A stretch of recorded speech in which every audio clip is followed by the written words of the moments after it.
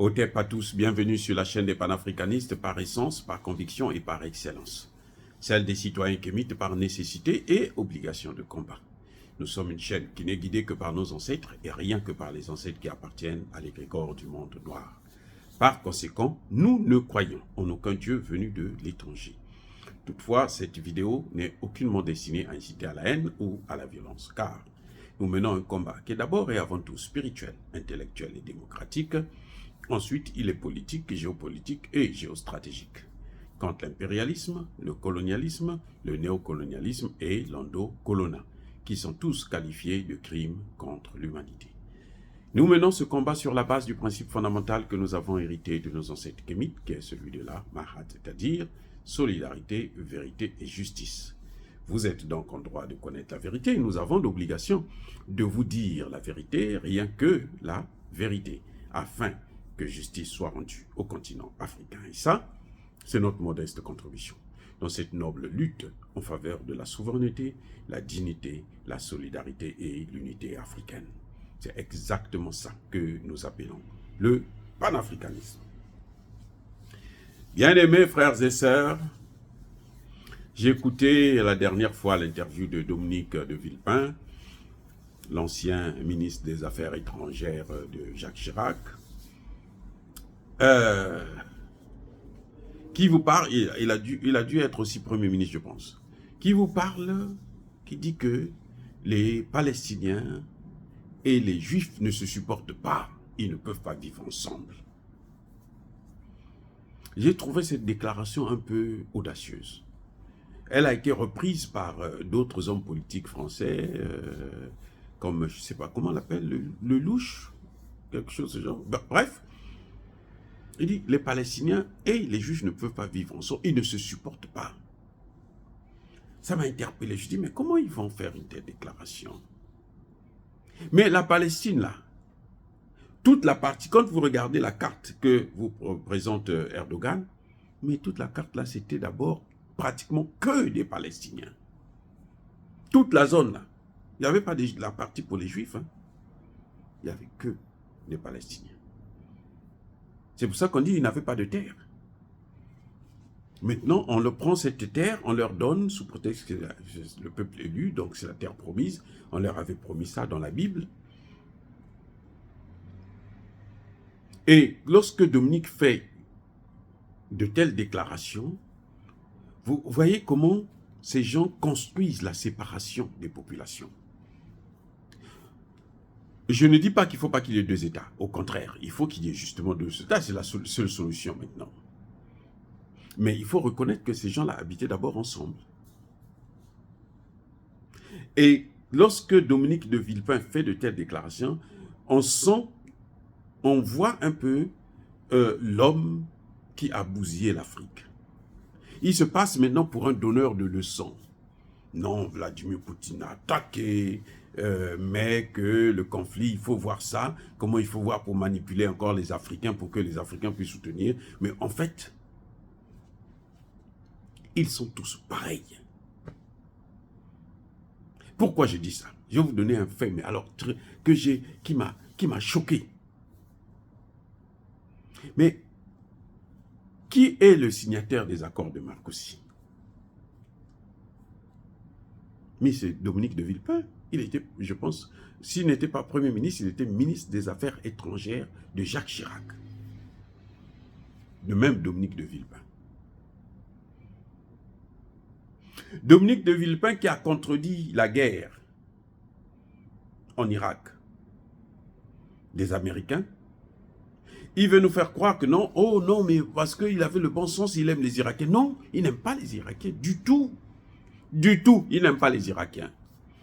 Vous savez pourquoi Dominique de Villepin n'avait pas soutenu la guerre en Irak? Parce qu'à l'époque, l'Irak devait plusieurs milliards de dollars à la France. Donc, en faisant la guerre, en assassinant Saddam Hussein, eh bien, la France perdait tout ça. Voilà ce qui s'est passé exactement. Donc, en fait, Dominique de Villepin ne le faisait pas par humanisme parce qu'il aime les Irakiens, mais parce qu'il y avait les intérêts français qui étaient menacés. Voilà la question, le problème. Le même Dominique de Villepin, c'est lui, il n'avait jamais contredit la guerre en Libye. C'est Dominique de Villepin qui a détruit la Côte d'Ivoire.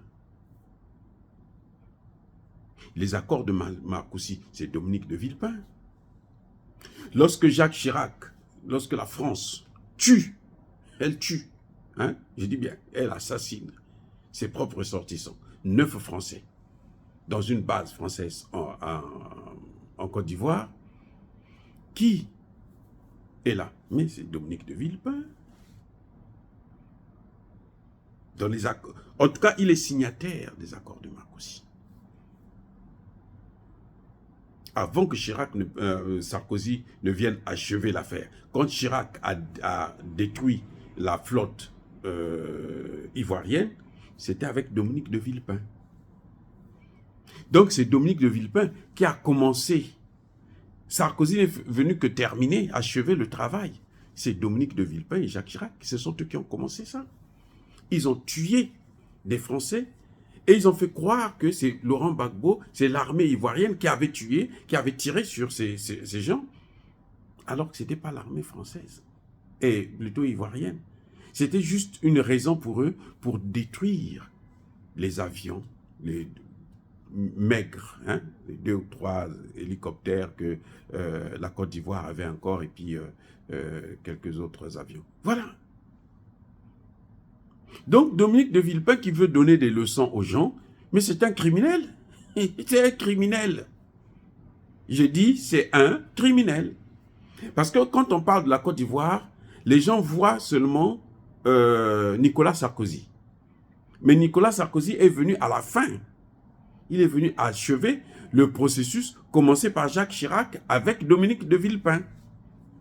Là, Dominique de Villepin n'avait pas dit non, nous ne devons pas aller tuer des pauvres Ivoiriens pour nos intérêts, parce que, bon, c'est pas normal. Vous voyez, Dominique de Villepin n'a jamais dit ça.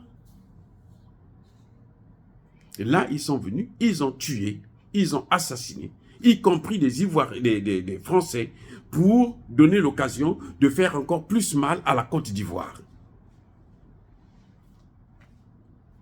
C'est pour ça que je dis, je regrette que Guillaume Soro continue à se taire et garder les secrets. Mais Guillaume Soro connaît tout ça. Et il connaît ça mieux que moi. C'est à lui maintenant de donner l'information parce que c'est lui qui était là. C'est lui qui était l'exécutant. C'est lui qui mettait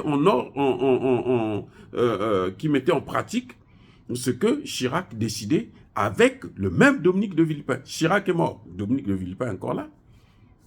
Ce sont des criminels, tous des criminels. Incroyable, mais vrai. Ce sont des criminels. Dire cela, c'est inciter à la haine ou à la violence, non.